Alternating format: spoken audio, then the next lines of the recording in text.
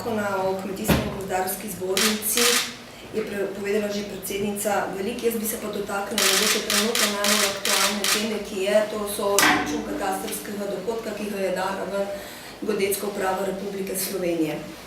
V Novi Sloveniji menimo, da je nedopustno tako korenito poseganje v sistem izračunov katastrskega dohodka, ne da bi se predhodno upravili predvideni izračuni, kako bo ta dohodninska osnova vplivala na posamezne kmetije, na njihove družine.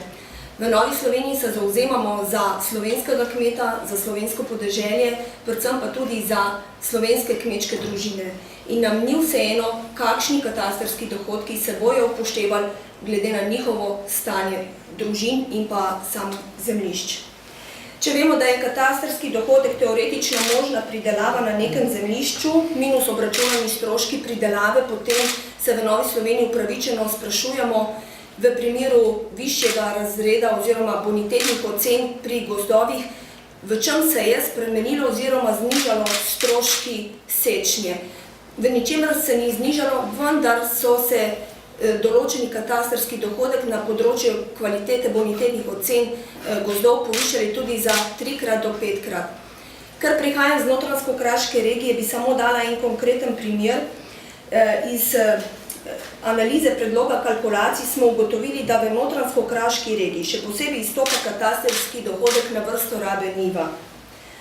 To je omenjena ugotovitev v primerjavi z osrednjo slovensko regijo, kjer je katastrski dohodek za primerljiv bonitetni razred njiv višji celo od 40 do 60% nižji. Čeprav je katastrski donos v osrednji slovenski regiji zanemarljivo višji od donosov v Notranjsko-Kraški regiji, pa čeprav vemo, v kakšnem področju je Notranjsko-Kraška regija, da imamo visoka področja, kjer so njive iste kvalitete tudi na višini 800 metrov nadmorske višine.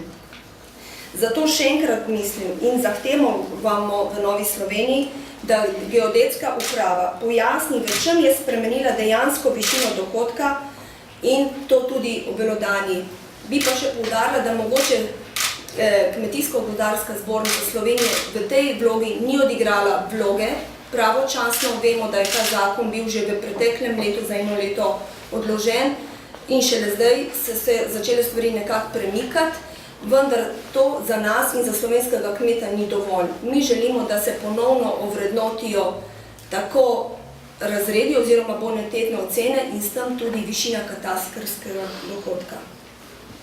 Rada bi še poudarila tudi to, da pričakujemo od Kmetijsko-gozdarske zbornice, da za svoje člane tudi dodatne storitve uporabi oziroma ponudi. Ne nazadnje nisem še zasledila, da bi še Kmetijsko-gozdarska zbornica sprožila, da bi se začela dogajati oziroma dogovori glede zaščite semen v Sloveniji.